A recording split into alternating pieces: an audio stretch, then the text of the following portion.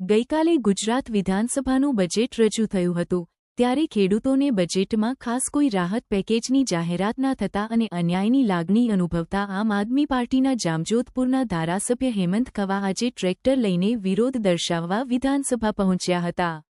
ગતરોજ સરકારે જે બજેટ રજૂ કર્યું તેમાં ગામડા અને શહેરના બજેટમાં મોટો તફાવત છે તથા બજેટમાં ખેડૂતો માટે કોઈ ખાસ જોગવાઈ કરી નથી. તે મુદ્દાને લઈને ધારાસભ્ય હેમંત ખવા ટ્રેક્ટર લઈ વિધાનસભા પહોંચ્યા હતા અને અનોખી રીતે સરકાર સમક્ષ પોતાનો વિરોધ દર્શાવ્યો હતો.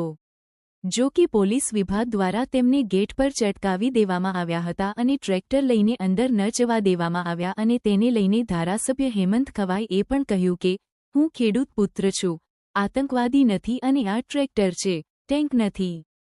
ત્યારબાદ ધારાસભ્ય હેમંત ખવા ચાલીને વિધાનસભા ગૃહ સુધી પહોંચ્યા હતા અને મીડિયાને સંબોધિત કરીને કહ્યું હતું કે ગઈકાલે સરકારે જે